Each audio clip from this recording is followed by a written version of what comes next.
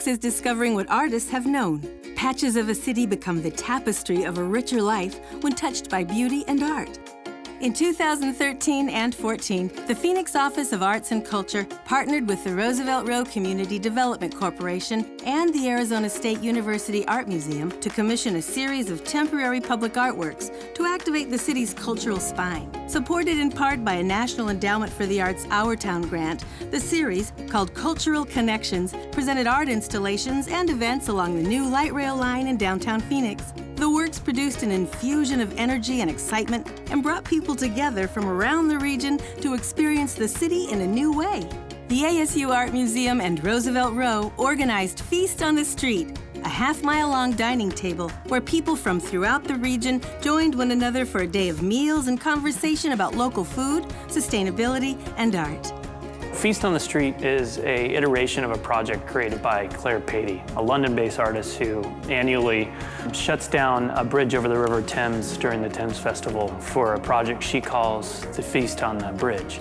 Feast on the Street at its core is really about taking over an urban space where normally cars are occupying at and then reclaiming that for community exchange. One of the most, common things that we have around the world, which is breaking bread together. And at its core is the most important part of Feast, is just having people that normally wouldn't sit together at a table come and join and celebrate the arts. When 9,000 people showed up, some people say there was 12,000, that we were all flabbergasted. It was a cultural moment that captured the power that people have been working on for decades in downtown Phoenix to say, no, this is really what Phoenix is. Artist Ann Morton harnessed the power of people to show us that public art can transform an empty lot into a quilt of blooming flowers. Just as the city of Phoenix worked with partners from near and far, Ann worked with knitters from around the world to blanket the space with beauty.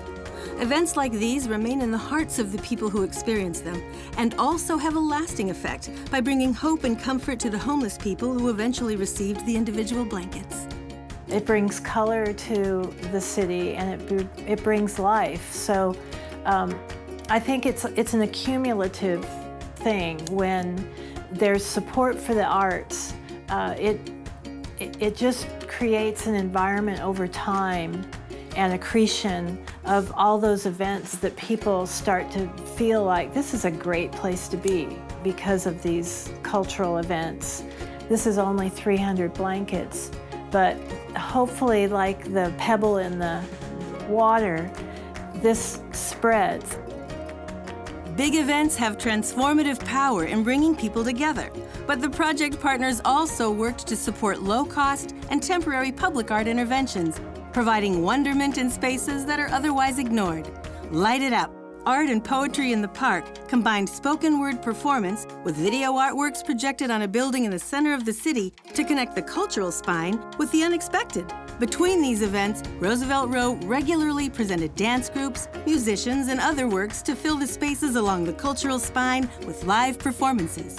So, and with that, let's start a little walk.